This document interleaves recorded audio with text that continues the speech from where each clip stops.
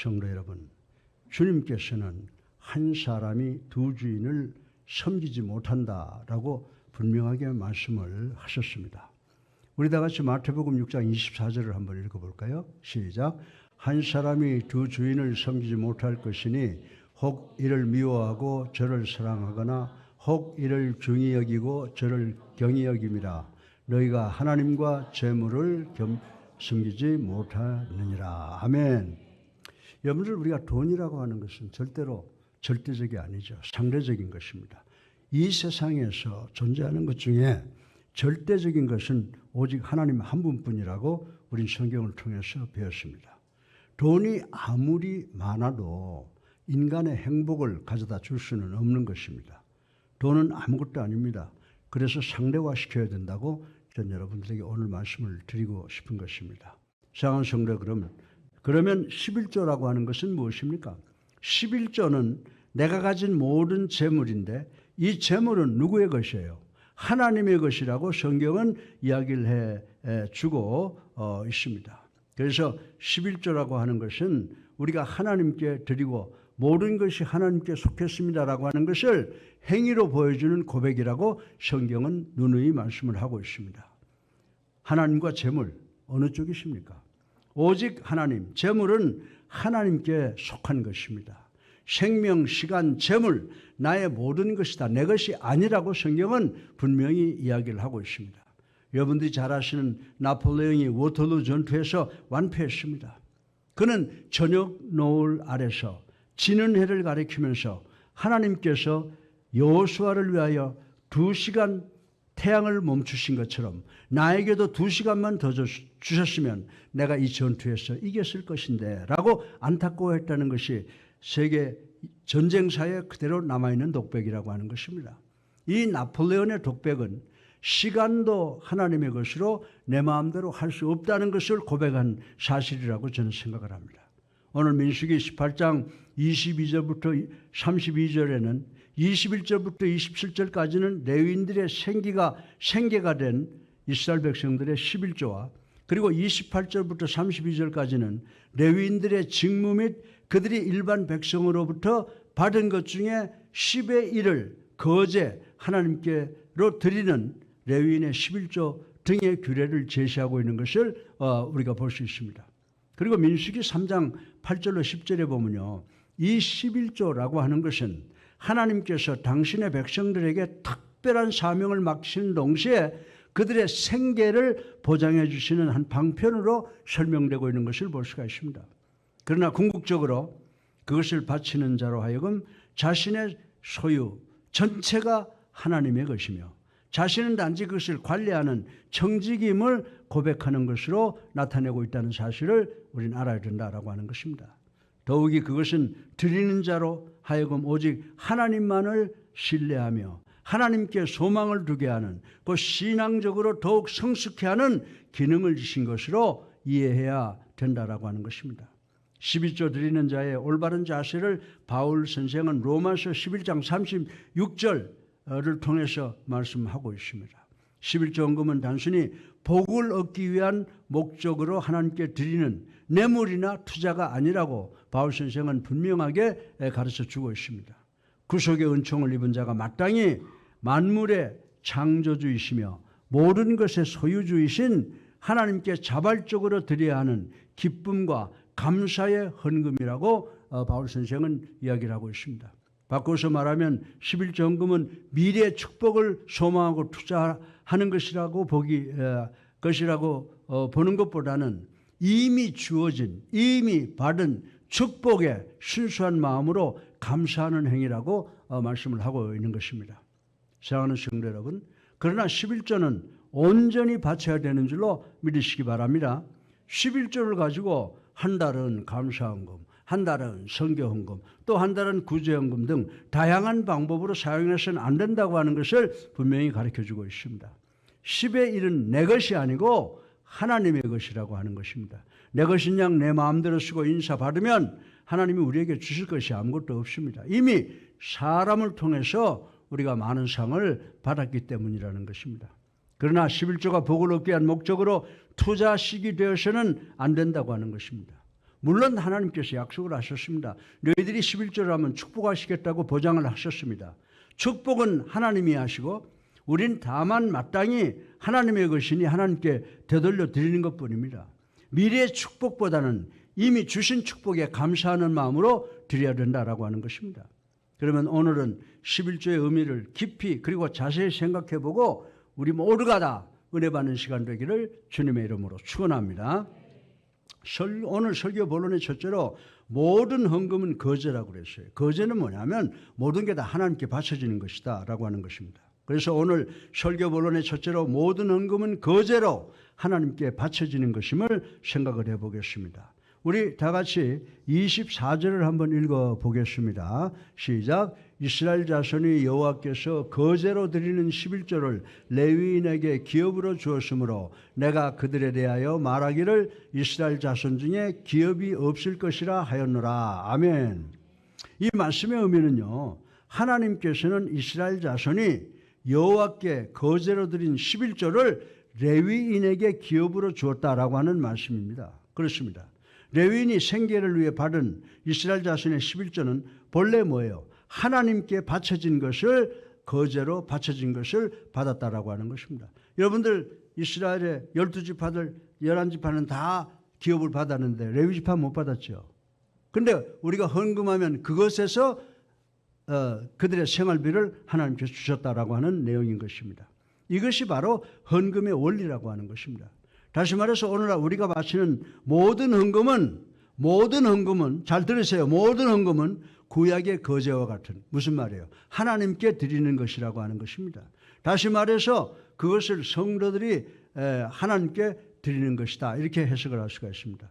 비록 성도가 드린 헌금이 교회로 하여금 목회자의 사례비를 비롯한 각종 교회 유지비와 사업비로 사용이 됩니다.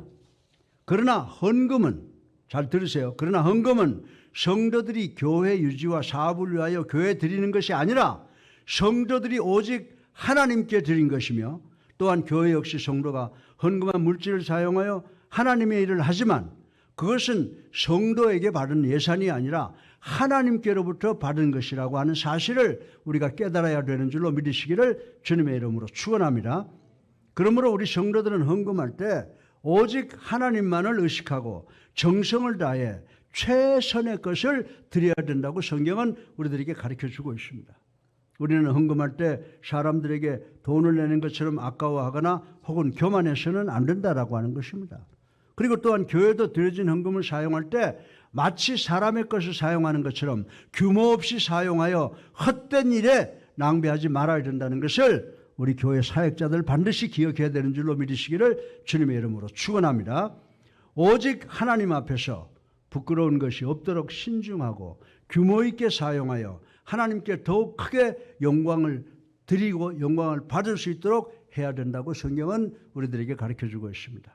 그런데 오늘날 우리들의 교회에서 이런 헌금이 잘못 드려지고 잘못 사용되고 있는 경우가 너무 많다는 것을 부인할 수가 없습니다.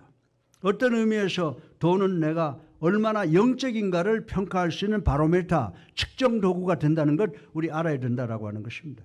우리는 성도든 아니든 이 땅에 사는 동안 끊임없이 돈과 더불어 살아야 되고 돈을 사용하면서 살아가야 된다는 것 부인할 수 있는 사람이 아무도 없다라고 하는 것입니다. 더글러스 로우라고 하는 사람은 이런 말을 했습니다. 많은 사람들이 돈을 벌기 위해서 최소한 40년간을 생각하고 보낸다는 것입니다. 그러나 그렇게 번 돈을 어떻게 쓸 것인가에 대해서는 40일도 생각하지 않는다라고 하는 유명한 말을 남긴 적이 있습니다. 헌금을 드리는 자 중에는 마치 교회가 자기들의 물질을 착취하거나 갈취하기라도 하는 것처럼 아까워하는 그리스도인들이 많이 있다고 하는 것을 부인할 수가 없습니다. 심지어 무슨 헌금을 이렇게 많이 걷느냐라고 불평하는 사람도 있는가 하면 또 마치 기업에 투자하는 것처럼 자신이 헌금한 만큼 교회에서 입지를 보장받으려고 하는 사람들이 있다라고 하는 것입니다. 사랑하는 성도 여러분, 그리고 헌금을 사용하는 교회들 중에 마치 무슨 투자기관에 투자를 하는 것처럼 물질을 불리기에만 급급하여 정작 헌금이 사용되어야 하는 하나님의 일에는 거의 사용하지 못하는 교회들이 이 땅에 많이 있다는 사실을 우리는 깨달아야 된다라고 하는 것입니다. 이것은 둘 다 하나님의 예금에 대한 헌금에 대한 합당한 태도라고 할 수가 없습니다. 하나님께서 이렇게 드려진 예물을 연락하지 않으실 것이며 또한 거룩한 당신의 물질을 당신이 원치 않은 일에 헛되이 사용되는 것 역시 결단코 용납하지 않으실 것이다 라고 하는 것입니다. 그러므로 사랑하는 예수님께 성도 여러분, 우리는 모든 헌금이 하나님 앞에서 거제로 드려지는 것이라는 사실을 명심하고 더욱 정성을 다해서 헌금을 하나님 앞에 드리는 우리 모두가 되시기를 주님의 이름으로 축원합니다. 그리고 드려진 헌금을 사용할 때는 철저하게 인간의 욕심을 배제하고 오직 하나님의 뜻이 무엇인지를 살펴서 하나님께서 원하신 일에 아낌없이 사용하는 성도들이 되어야만 하겠습니다. 그런데 하나님께서는 그 물질 맡은 자들을 착하고 충성된 종으로 여기시고 더욱 크고 영광스러운 일을 감당하게 하신다는 것을 우리는 알아야 된다고 하는 것입니다. 사랑하는 성도 여러분, 우리는 정녕 하나님께 헌금을 거룩하게 그리고 거룩하게 사용하셔서 항상 하나님의 넘치는 은혜와 축복 가운데 살아가시는 우리 예수님께 성도님들 되시기를 주님의 이름으로 축원합니다. 둘째로 하나님께서 우리에게 주시는 모든 것들에는 이웃의 우리 주변의 형제 자매들의 몫이 들어있다는 사실을 우리는 깨달아야 된다라고 하는 것입니다. 우리 다 같이 28절을 한번 읽어보겠습니다. 시작. 너희는 이스라엘 자손에게서 받는 모든 것의 11조 중에서 여호와께 거제로 드리고 여호와께 드린 그 제물은 제사장 아론에게 돌리되. 아멘. 이 말씀에 의하면 레위들은 이스라엘 자손들이 하나님께 바친 11조를 자신의 분깃으로 삼되 그 중에 또 10분의 1을 다시 제사장을 위해서 구별했어야 되었다라고 하는 것입니다. 물론 레위인이 구별하는 10분의 1은 하나님께 바쳐진 후에 또 제사장 아론에게 돌아갔습니다. 그러나 과정이 어떻든 간에 하나님께서 레위인에게 주신 것에는 분명 제사장의 몫도 포함되어 있다라고 하는 것입니다. 이러한 사실은 오늘 우리에게 하나님께서 주신 모든 것들에는 다른 사람을 위한 몫이 들어가 있다는 것을 가르쳐 주는 줄로 믿으시기를 주님의 이름으로 축원합니다. 그렇습니다. 우리가 사업을 해서 돈을 벌든지 직장에서 월급을 받았든지 우리의 모든 소득에는 제일 먼저 우리 하나님 아버지를 위하여 교회 드리고 그리고 이웃과 지역사회, 국가에도 돌려야 할 몫이 있다는 것을 성경이 우리에게 가르쳐 주고 있다라고 하는 것입니다. 사람들마다 그 분량이나 액수의 차이는 있겠지만 세금을 포함한 몫이 우리의 수입에 있다는 것을 성경이 벌써 가르쳐 주고 있다고 하는 것입니다. 우리는 이 사실을 항시 유념하여 베푸는 삶을 살아야 된다고 생각을 합니다. 만약 혼자서 쓰려고 움켜쥐는 것이 곧 탐욕이라고 말씀을 드릴 수가 있습니다. 이것은 에베소서 5장 3절에 의하면 성도가 그 이름이라도 불러서는 안 될 죄악이라고 하는 것입니다. 입으로만 사랑하는 사람들이 많은데 그것이 무슨 유익을 가져다 주겠습니까? 사랑은 행함과 진실함으로 해야만 그 가치를 인정받게 된다고 성경은 이야기를 해주고 있습니다. 여러분들 배고픈 사람에게 먹을 거 주지 않으면서 어이 배부르게 해줘, 추운 자에게 옷 주지 않으면서 어이 뭐 좀 덮어줘 라고 말만 한다면 이는 그들을 조롱하는 것에 그치지 않는다고 성경은 이야기를 해주고 있습니다. 바울은 어찌하든지 자신의 손으로 수고하며 가난하고 약한 자들을 돕고자 최선을 다한 자비량 선교사였다고 하는 것을 우린 잘 알고 있습니다. 왜 그랬을까요? 왜 그랬을까요? 주께서 이 일에 모범을 보이셨다라고 하는 것입니다. 사도행전 20장 또 35절에 보면 우리 주님께서 뭐라고 그랬어요? 주는 것이 받는 것보다 더 복되다고 가르친 것이기 때문이라고 말씀을 드릴 수가 있습니다. 하나님의 인자하심은 우리가 본받아야 됩니다. 하나님은 햇볕과 비를 선인뿐만 아니라 악한 자들에게도 주시는 것 우리가 잘 경험하고 있는 것입니다. 우리 주님께서 오신 목적이 잃어버린 양들을 찾기 위함임을 유념하시고 소외된 영혼들, 범죄에 깊이 빠진 이들에게 각별한 관심을 가져야 된다고 성경은 가르쳐주고 있습니다. 우리는 출애굽기 20장 15절에 도둑질하지 말라는 주님의 명령을 받았습니다. 남의 소유를 그의 동의를 받지 않고 취하면 이유가 어쨌든 간에 도둑질에 해당한다고 하는 것 우리 상식으로 알고 있습니다. 하나님께서 우리에게 주시는 소유 가운데 타인을 위한 몫의 경우도 똑같은 논리가 성립된다라고 하는 것입니다. 세상의 법에서는 이것을 전혀 문제 삼지 않으나 하나님 앞에서는 문제가 된다는 것입니다. 우리가 두려워해야 할 점이 바로 이것입니다. 따라서 우리의 소유가 많든 적든 우리의 소유에는 이웃을 위한 몫이 있다는 사실을 인정하고 일정액을 가난하고 어려운 사람들을 위해서 구별하여 두는 것이 옳고 합당하다고 하는 것입니다. 그리고 우리는 우리의 소유 전체가 다 하나님의 것이기 때문에 하나님에 드릴 때는 내 것 다 하나님 것이니 하나님에게 드립니다라고 하는 그런 심정으로 헌금하는 우리가 되시기를 주님의 이름으로 축원합니다. 셋째로 마지막으로 믿음으로 드리는 헌금이 우리 주님께 아름다운 것임을 생각을 해보겠습니다. 우리 다 같이 32절을 한번 읽어보겠습니다. 32절 시작. 너희가 그 중에 아름다운 것을 받들어 드린즉 이로 말미암아 죄를 담당하지 아니할 것이라. 너희는 이스라엘 자손의 성물을 더럽히지 말라. 그리하여 죽지 아니하리라. 아멘. 여러분들 이 말씀에 의하면요, 하나님께서는 레위인들에게 그들이 이스라엘 백성들에게서 받은 것 중에 아름다운 것을 취하여 하나님께 드리라는 말씀인 것입니다. 여기서 아름다운 것이란 무엇을 의미합니까? 최선, 최고, 최상의 것을 말합니다. 그렇습니다. 하나님은 우리에게 항상 최선, 최상의 것을 요구하십니다. 따라서 우리는 우리의 좋은 것을 구별하여 하나님께 드려야 된다라고 하는 것은 상식으로 알고 있습니다. 그러나 아름다운 것이 반드시 좋은 것만을 의미하지 않는다는 것 우리 잘 알고 있습니다. 거기에는 보다 깊은 의미가 담겨져 있다라고 하는 것입니다.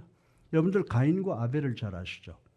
가인과 아벨의 일화는 21세기를 살아가는 우리에게 무엇이 하나님 앞에서 진정 아름다운 것인지를 깨닫게 해주는 교훈이라고 저는 생각을 합니다. 가인과 아벨은 똑같이 하나님께 정성껏 예물을 드렸습니다.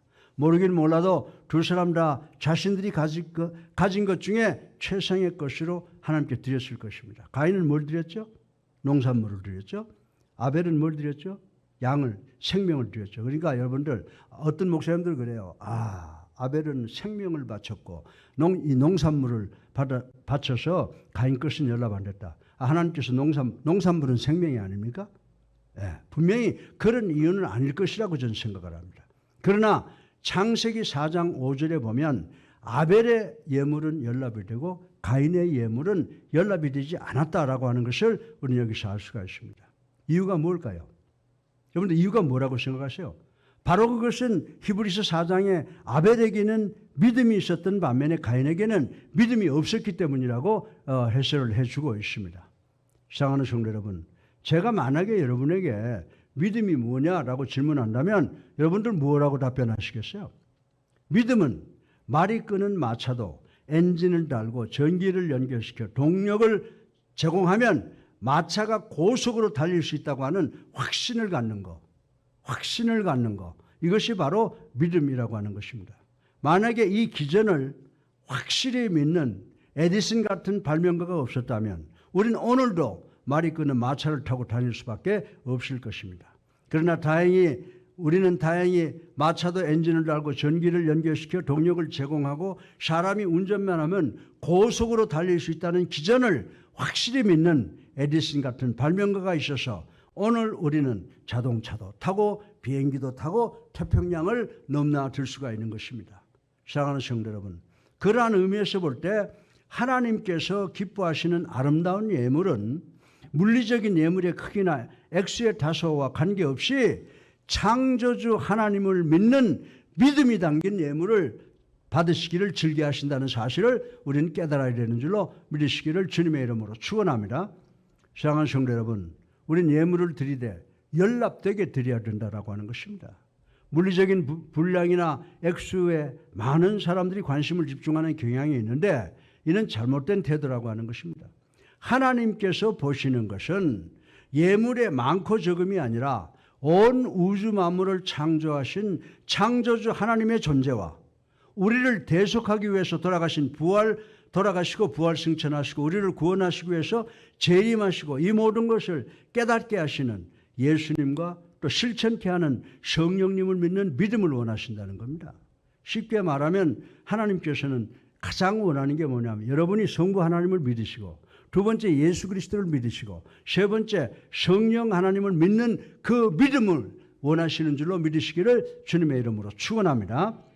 하나님께서 가인의 예물은 물리치시고 아벨의 예물만 받으신 이유는 가인에게는 이 믿음이 없었고 아벨이 바로 그 믿음으로 예물을 드렸기 때문이라는 사실을 히브리서에서 설명해 주고 있는 것을 우리는 깨달을 수가 있습니다. 믿음이 없이 드려지는 예물, 일체의 예물은 아무리 흠이 없고 분량이 많더라고 해도 절대로 연락되지 않는다고 성경은 이야기를 하고 있습니다. 하나님께서 기뻐하시는 것은 뭐라고요? 여러분과 나를 포함한 우리의 믿음인 줄로 믿으시기를 주님의 이름으로 축원합니다. 누구든지 하나님을 기쁘시게 하고 하나님께서 연락하시는 예물을 드리려면 어떤 믿음을 가져야 돼요? 예수님을 나의 구주로 살아계신 하나님의 아들로 믿는 그 믿음을 가질 때 우리가 드리는 그 예물은 많고 적고가 관계없이 하나님께서 기쁨으로 연락하신다. 다시 말해서 예수님을 연락하신다는 사실을 우리는 깨달아야 되는 줄로 믿으시기를 주님의 이름으로 축원합니다. 하나님이 자기 인생의 주인이 되시고 하나님이 되시는 사람의 예물은 언제나 아름다우며 하나님을 기쁘시게 한다라고 하는 것입니다. 갈라디아서 3장 20절을 보면요. 그런즉 이제는 내가 산 것이 아니요 오직 내 안에 그리스도께서 사신 것이니라. 아멘. 바울의 이 고백이 우리 모두의 고백이 되어야 하며 하나님은 어떤 예물보다 이 믿음을 기뻐하시는 줄로 믿으시기를 주님의 이름으로 축원합니다. 그러므로 우리는 많은 예물을 준비하기 전에 먼저 내 자신에게 이와 같은 믿음이 있는지 한번 확인해 보셔야 된다는 것입니다. 예수님과의 관계가 하나님이 원하시는 바와 같이 되어 있는 사람은 무엇을 드리든지 하나님이 기쁘게 받으시고 축복 주신다고 성경은 누누이 설명을 하고 있습니다. 우리 주변에는 아직까지도 예물의 가치를 양에 의해 평가하려는 이들이 많습니다마는 그것은 잘못된 것입니다. 믿음이 없이는 예물은 아무리 많고 값진 것이라도 하나님께서 받지 않으신다라고 하는 것입니다. 따라서 11조를 드리고자 하는 자에게는 이런 자세를 가져야 된다고 말씀을 드리고 오늘 설교를 제가 마치려고 합니다.